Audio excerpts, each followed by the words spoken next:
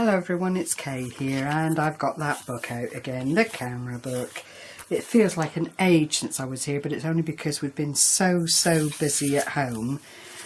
But I do have some more projects to bring to you today, courtesy of some very lovely people on YouTube, which I will share with you. And I do hope that you go along and check these lovely ladies out, because really, not only is it a pleasure to follow their tutorials, but it's very nice to be able to bring them to you in the hope that you will take an interest in their channels and subscribe and follow them. I'm sure you won't be disappointed. It's just such beautiful work. Okay, so without further ado, I've got these in a particular order, and it's not necessarily the order they were made in, because like I say, we've been chasing our tails, what with Billy going to the vet and so on, who is recovering beautifully, bless him. But we have been extraordinarily busy for us. We're usually quite quiet. So number 58, dun dun dun dun dun dun. Yes, number 58. I'm delighted. I've made material or lace trim embellishments. Now I happily watched a video by the very lovely Sabbi Oriskovic, who is over there in Canada land, and Sabbi is a wonderful journal maker and makes all her own embellishments, all her own pockets and labels and all of that kind of thing for her journals, and it clearly is such a labour of love for her. She thoroughly enjoys not only sharing what she does, but you know, putting things together, and she does the most extraordinary work, she really does. So Sabbi, I will leave a link to Sabbi's channel underneath the video here. She's also got a wonderful sense of humour, I have to tell you. We have a bit of a crack about laminating between us. It's quite hysterical really. And number 59 is a pocket flip book, and this is by a young lady whose channel name is Just a Few Designs. She has done a really lovely tutorial. I mean, I've used a lot more plain papers than she does, and if you go along and check out her channel, you'll see what I mean. I don't know the lady's real name, but she does do a lot of work on YouTube and is very good at what she does. And the last thing I've done is purely out of my own head, but nothing new, I can assure you, and that is bottle top embellishments to fit on almost anything you care to mention really. So here we go. Without further ado, I'll bring in the little paperclip embellishments first, and I am absolutely delighted with these. Sabbi does her own little something with them, but the base is basically tiny little doilies, things that you've cut up. You can really use whatever you choose, and it is, as Sabbi very straightforwardly says, very simple to do, and it's all down to what you add to the mix to make it something special or not. Basically, you know, you can keep it as simple or as extravagant as you like. This one is, these are actually over 1, 2, 3, 4 layers. I've used a little bit of acrylic flower in the center with the little diamond bit there in the center of that. A little bit of dingle dangle trim purely because I like it. There is a little bit of different coloured trim here, which is on the edge of something that I cannibalised basically, and just I don't know if you can see it here if I bring it up. It's ever so delicate, and it's this cream edge, but it's got a white centre to it, very delicate, and I have covered it with the little floral bit, but I decided it needed a little something just to bring it along. But it's quite a large paperclip, probably about 1.5 1.75 inches, and primarily all you do is put that onto the base of your project and then work up from the bottom, making sure that you don't have any of your gunky glue coming through on the base. But do watch Sabbi's tutorial, it is absolutely lovely, and she has such a lovely spin on it. She's not used acrylic flowers or anything like that, she's kept it strictly to material. Here is another one. Now I've made them all in exactly the same way. There's nothing different in them except the floral centerpiece at the top, and I went on to make, there's two, there's another two in blue and pink, and another two, so 6 all together, because it's hardly worth doing it once you get started. They are quite addictive, and you just get this urge then to just keep going. But they slip. If I show you on my book here, you just line up the paper clip and it just slips on like so. So it can be used on just about anything you like, from journals to cards to anything. And I just think they are so pretty. Once the challenge is over, I can actually see myself going and revisiting this again and actually making some more of them, because of course the other thing is they would be absolutely gorgeous in racks or in little gifts for people. So, and I like to have that kind of thing handy and available. So those are those 6, and thank you so much again, Sabbi. I can't tell you, I so enjoyed putting these together, and thank you very much for your time. Making these videos is quite a thing, and you know, you can't really thank people enough for sharing their time, sharing their skill set in this manner. I just think it's such a lovely thing. The next thing is from, gotta get the name right, Just a Few Designs, and this is a really, I have to widen out a moment. This is such a lovely thing.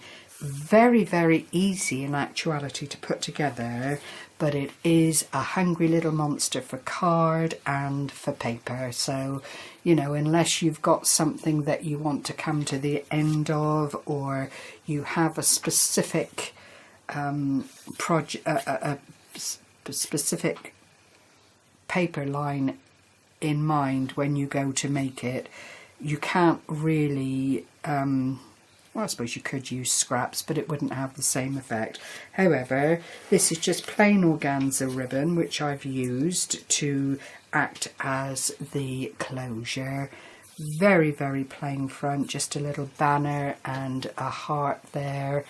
The plain edge of the spine has been covered, but I haven't, unlike Just a Few Designs, who covered every visible base of the cardstock, covered these two. It was just a step too far for me. But, you know, for someone special that you want to make a wonderful presentation to, this is just gorgeous.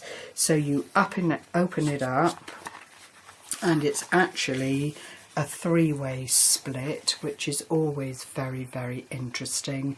Again, minimal design, and that's by choice, because I wanted it to be relatively user-friendly, so that whoever receives this isn't bogged down by too many embellishments. They can add photographs or tags or whatever else it is they want to keep in it without having my overall impression of the project altering what they want to do with it. You then open up this front bit and you have another photo mat here. Oh dear, that's lifted a bit. I'm going to have to try and do something about that. And then this opens, but it opens out like a concertina, and you have more mats for photographs or journaling or anything else that you'd like to do, which is always great. And then you come to the centre part here, and there is a lovely waterfall. Again, I've kept it all very, very simple and just added a little bit of decoration here and there just for the sake of prettiness.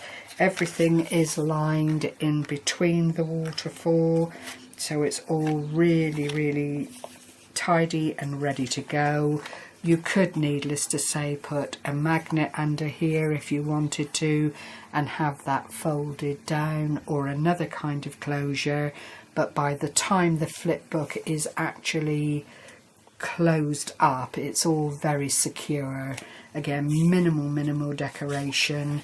The papers are really quite pretty and will take, you know, an awful lot of different colours in them without it being an offence to the eye. And then this last page houses the closure for the flip book, and then there is quite a sizable, if I can find something to go in there, there is quite a sizable pocket here that you can just pop things into for safety, or whatever else you like, really. You know, the world's your oyster when you're making these kind of things.